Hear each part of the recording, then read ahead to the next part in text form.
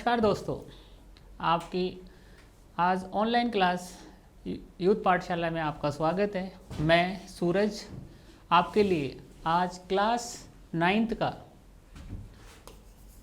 कक्षा 9 का जो चैप्टर है नंबर सिस्टम यानी संख्या पद्धति, उसके बारे में कुछ बताने जा रहा हूँ। तो नंबर सिस्टम या नंबर्स को किस तरह हम सिस्टमेटिक लिख सकते हैं, वो नंबर सिस्टम कहलाता है। जो क्लास 9th का चैप्टर है नंबर सिस्टम, इसमें हमें परिमेय संख्याओं के बारे में जानकारी लेनी है। लेकिन परिमेय संख्या यानी रेशनल नंबर से जानकारी से पहले मैं आपको उससे रिलेटेड कुछ चीज़ें बताना चाहूँगा कि नंबर्स कहाँ से स्टार्ट होते हैं। तो देखो, नंबर्स में होता है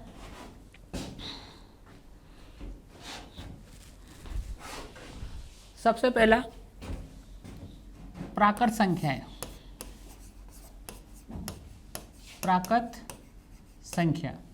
प्राकृत संख्याओं को n से लिखते हैं।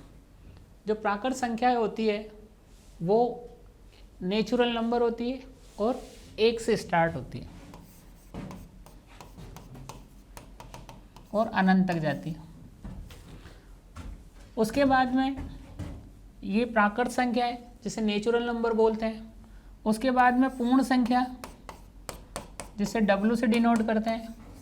जब हम प्राकृत संख्याओं में 0 इंक्लूड कर देते हैं, 0 1 2 3 इन्फिनिटी, ये हमने क्या कर दिया, 0 इंक्लूड कर दिया प्राकृत संख्या के अंदर, तो हमारे पास हो गया पूर्ण संख्या जिसे हम होल नंबर बोलते हैं। तीसरा नंबर होता है हमारे पास पूर्णांक जिसे इंटीजर कहते हैं अपन।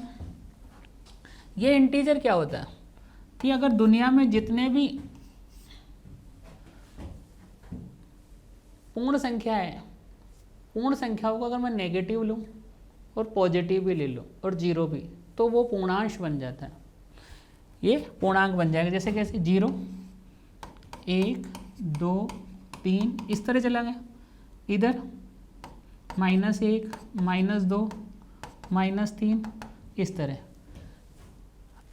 यानी मुझे परिमेय संख्याओं की जानकारी से पहले प्राकृत संख्या जिसे नेचुरल नंबर कहते हैं, पूर्ण संख्या जिसे होल नंबर कहते हैं, पूर्णांक जिसे इंटीजर कहते हैं, इनकी जानकारी होना बहुत ही ज़रूरी है। अब देखिए आगे, अब हमारा जो टॉपिक था परिमेय संख्या जिसे हम रेशनल नंबर कहते हैं, उस पे आते हैं। परिमेय संख्या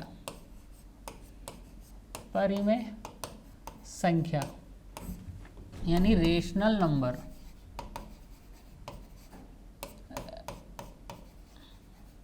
रेशनल नंबर्स देखें, रेशनल नंबर क्या होता है। रेशनल नंबर को हम p/q से डिनोट करते हैं, जहां p एंड q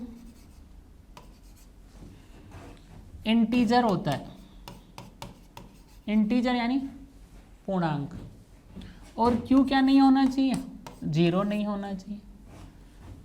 तो अब इसके कुछ एग्जाम्पल भी ले लेते हैं। मैंने लिया 1/2, आपने कहा हाँ ये परिमेय संख्या है। आपने लिया 3/4, आपने कहा हाँ परिमेय संख्या है। क्यों? क्योंकि ये p है और ये q है और q 0 नहीं है। यहाँ भी ये इंटीजर है, ये भी इंटीजर है और q 0 नहीं है। 3 आपने 4/5 लिया, तो ये p और ये q, ये भी इंटीजर है, -4 भी इंटीजर है और 5 भी।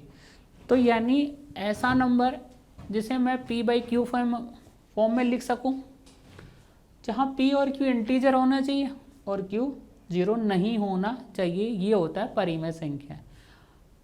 अब हमारे पास देखो, परिमेय संख्या के बाद में किसी ने मेरे से ये पूछा कि चलो परिमेय संख्या तो p/q फॉर्म में हो गई, तो क्या मैं 2 परिमेय संख्याओं के बीच में परिमेय संख्या निकाल सकता हूँ क्या? बोला हाँ, हम ये जानते हैं कि 2 परिमेय संख्याओं के बीच में अनंत परिमेय संख्याएं होती है। 1-2 एग्जाम्पल लेते हैं, उदाहरण लेते हैं, उससे हमें मालूम पड़ जाएगा। देखो, मैंने कहा कि भाई देखो 1 और 2, मेरे पास ये दो संख्या है, ये परिमेय संख्या है, इनके बीच में मुझे एक, अभी तो मुझे एक परिमेय संख्या चाहिए, तो मैंने इसको तो a ले लिया और इसको b ले लिया। 1 और 2 के बीच में रेशनल नंबर निकालना है, तो मैंने क्या किया, a प्लस बी अपॉन 2 किया, यानी ये a है और ये b है, दोनों को प्लस किया, 2 से डिवाइड किया। तो आपने कहा कि 1 और 2 को प्लस किया, 1 प्लस 2/2 यानी 3/2 यानी 1.5। अब आपने कहा 1.5, मैं यहाँ रोकना चाहूँगा आपको।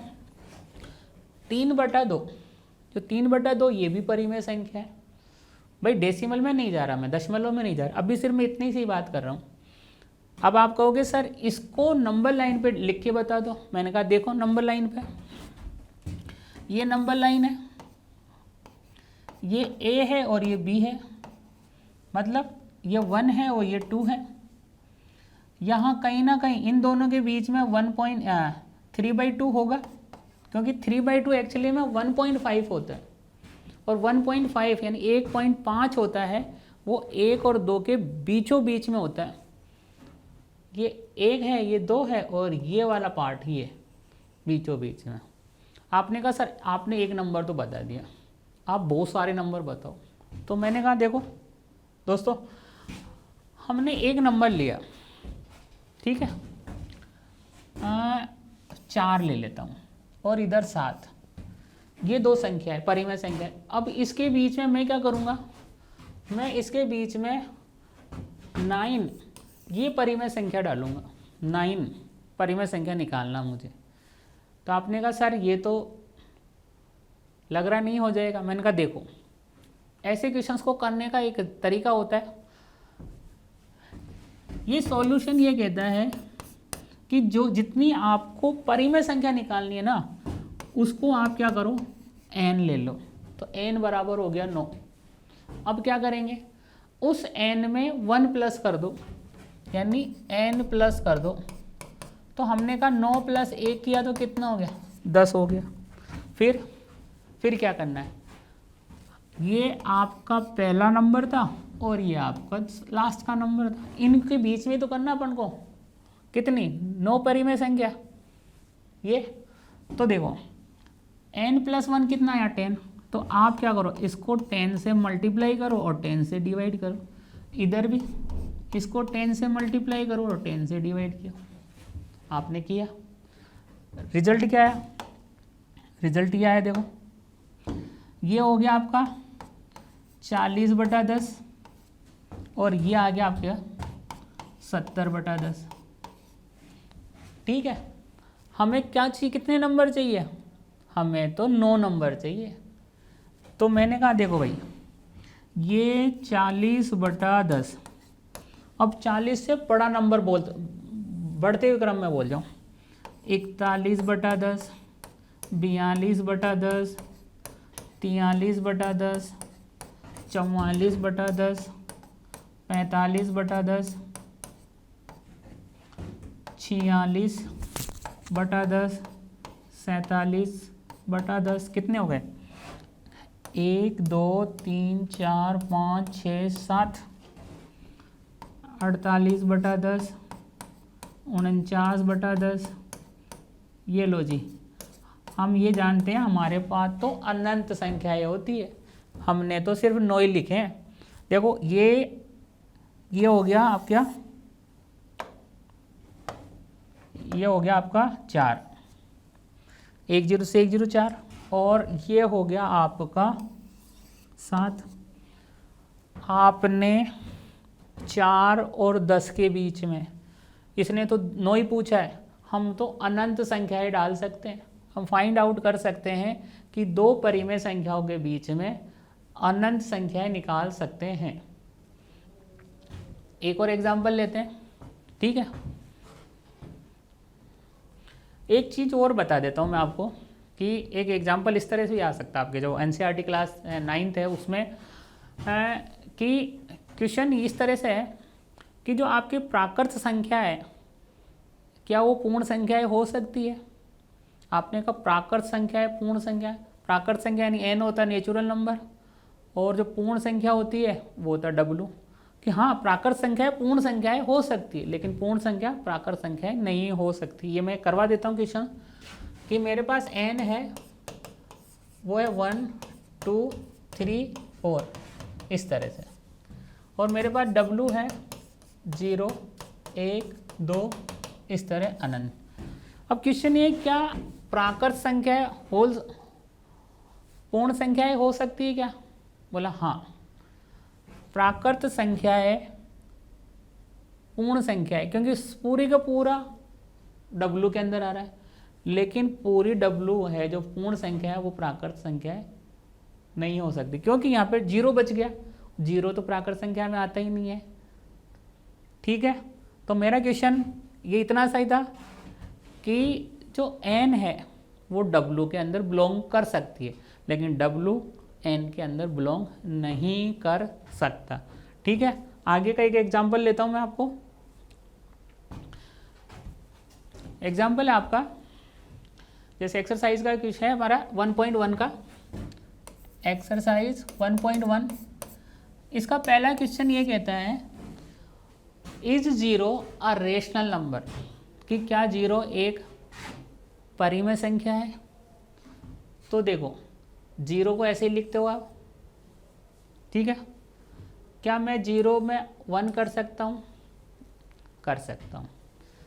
1 करने से 0 की वैल्यू 0 ही रहेगी। अब मैंने कहा देखो ये इंटीजर है और ये भी इंटीजर है, यानी दोनों इंटीजर है, और मैंने क्या कहा था कि ये p/q फॉर्म में होना चाहिए, है। q 0 नहीं है क्योंकि q तो क्या 1 है, इसलिए मैं कहूँगा yes 0 is a rational number and I can write in the form of p/q।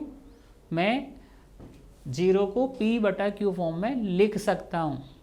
ठीक है, तो ये आपका जो एक्सरसाइज 1.1 का पहला क्वेश्चन है कि इज 0 अ रेशनल नंबर, तो हमारा आंसर होगा yes 0 is a rational number. दूसरे क्वेश्चन पे आते हैं अपन। दूसरा क्वेश्चन क्या है?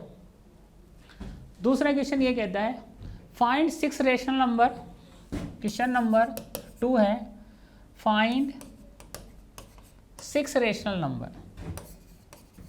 6 रेशनल नंबर 3 और 4, 3 और 4 के बीच में मुझे 6 रेशनल नंबर लिखने हैं। आप कहोगे कैसे? मैंने कहा अपन ने अभी किया है ना, वही तरीका फॉलो करूंगा मैं। यहाँ n कितना है? यहाँ n है 6, n है 6। मैंने कहा था ना जो निकालना उसको n ले लो भाई। 6 रेशनल नंबर 7 100 जितने भी हो उसको n ले लो। रूल नंबर 2, मैंने दूसरा स्टेप क्या बताया कि n+1 करना है, तो ये n+1 किया मैंने, तो कितना हो गया 6+1 करते ही मेरे पास हो गया 7। अब जो n+1 आएगा 7 आया तो इसको 7 से मल्टीप्लाई करो और इसको 7 से मल्टीप्लाई और डिवाइड कर दो, दोनों एक ही। जो रूल यहाँ फॉलो करोगे आप यही रूल फॉलो यहाँ करोगे। यहाँ कितना आ गया? यहाँ आ गया 7 या 21/7 और यह आएगा 7 चौक 28/7, यानी ये दो चीज़ें आ गई मेरे पास। अब देखो इससे तो बड़ा, इससे बड़ा कौन सा? इससे बड़ा देखो आप 22/7, 23/7, यानी बड़ा नंबर हो। 24/7, 25/7, 26/7, यानी इसको बढ़ते हुए क्रम में 22, 23, 22, 23, 24, 25, 26, 27, 28/7। आपको कितने फाइंड आउट करने थे? तो हमने कहा भाई हमें तो 6 ही चाहिए थे। तो यहाँ देखो 1 2 3 4 5 6। आप कहोगे सर ये देखो ये जो नंबर है ये हो गया 3 का भाग 7 का भाग दिया 21 में 3 बार, यहाँ मैंने भाग दिया ये हो गया 4। तो 3 और 4 के बीच में मैंने 6 परिमेय संख्या या रेशनल नंबर फाइंड कर लिया। अगला क्वेश्चन लेते हैं तीसरा। ये दो क्वेश्चन हो गए। तीसरा क्वेश्चन है मेरा कि find 5 rational number between 3/5 and 4/5, ये क्वेश्चन है आपका। तो क्वेश्चन नंबर लेते हैं अपन थर्ड। क्वेश्चन थर्ड कहता है कि 3/5 और 4/5, 3/5 और 4/5 में 5 रेशनल नंबर डालने हैं आपको। रूल वही फॉलो करूँगा मैं, अलग अलग फॉलो नहीं करूँगा, एक ही मेथड से समझाऊँगा, क्योंकि एक मेथड बेस्ट मेथड रहता है। मैं तो इसको अलग मेथड से भी करा सकता हूँ, लेकिन हाँ जो हमें कन्वीनियंट हो वो बेस्ट है। देखो हमने कहा था n बराबर कितना है 5, फिर क्या करते हैं, फिर हम n+1 करते हैं, तो कितना हो गया 5 + 1 कितना हो गया 6। फिर हमने कहा था कि जितना n+1 है उसी से मल्टीप्लाई करेंगे और उसी से डिवाइड करेंगे, तो हमने कहा 3/5 × 6/6, इसी से इधर 4/5 × 6/6, मतलब जिससे मल्टीपल कर रहे हैं उसी से डिवाइड कर दिया। तो ये कितना हो गया, ये हो गया 18, 3 × 18/30, और ये कितना हो गया हमारे पास 24/30। अब आप देखो इससे बढ़ता हुआ, मैंने अभी आपको क्या कहा था, इससे बड़ा नंबर लेना आपको, इससे बड़ा। तो इससे बड़ा नंबर कौन सा होगा,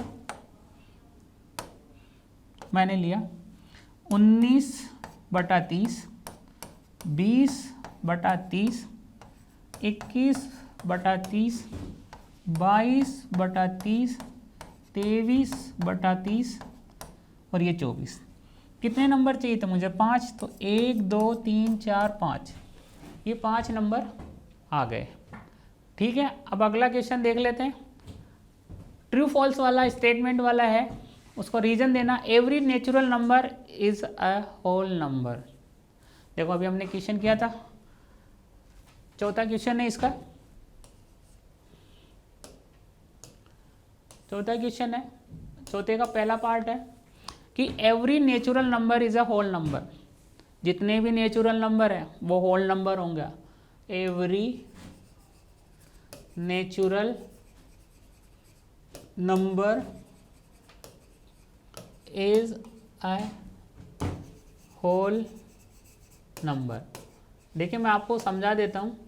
नेचुरल नंबर को हम किससे डिनोट करते हैं, एन से।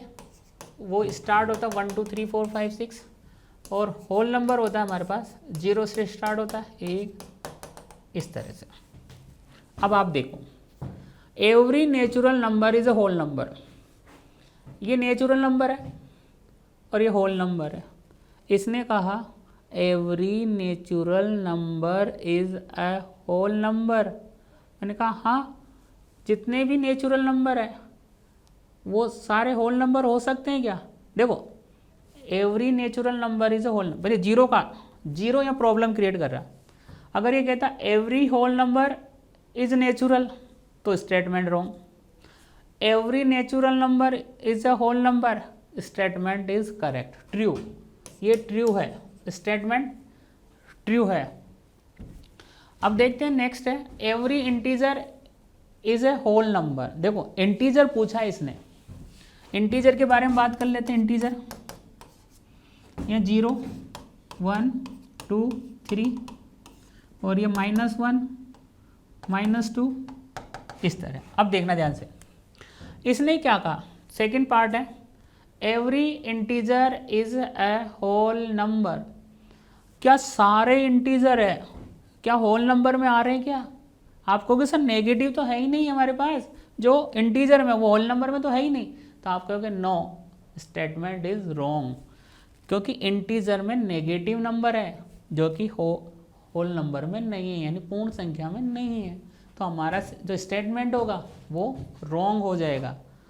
फिर एक और थर्ड क्वेश्चन है इसका, थर्ड पार्ट, वो कहता है every rational number is a whole number. ये क्वेश्चन इंपॉर्टेंट है, देखो इसको हम इस तरह करवाते हैं। ये 1.1 एक्सरसाइज का आखिरी क्वेश्चन है, उसका फोर्थ क्वेश्चन का लास्ट पार्ट है, तो इसको ढंग से समझेंगे। क्वेश्चन नंबर 4 का लास्ट, यानी फिर 1.1 एक्सरसाइज वो कंप्लीट हो जाएगी हमारे लिए। Every rational number every rational number is a whole number। इसने ये कहा कि जितने भी रेशनल नंबर हैं वो होल नंबर होते हैं। मैंने कहा यार एक बात बताओ आप, whole numbers, every rational number यानी प्रत्येक रेशनल नंबर, क्या वो होल नंबर होगा? आपने कहा 1/2 हो सकता है होल नंबर? नहीं हो सकता, नहीं हो सकता ना। आप 1, 2, 3 ये भी रेशनल नंबर है भाई, ये तो रेशनल नंबर है, वो होल नंबर हो सकते हैं, लेकिन जहाँ भी फ्रैक्शन में आया वो होल नंबर नहीं होगा। तो समझे दोस्तों, आज हमने जो आपको एक्सरसाइज कराई क्लास 9th का जो चैप्टर था नंबर सिस्टम, उसका एक्सरसाइज 1.1, इसके 4 क्वेश्चन थे, चारों कंप्लीट हो गए, ठीक है। और ये हमने शायद चारों के चारों आपको समझ में भी आ गए होंगे। तो आज हमारी क्लास यहीं समाप्त करते हैं। आशा करता हूँ आपको मेरा पढ़ाया हुआ समझ में आया होगा। ठीक है, नमस्कार।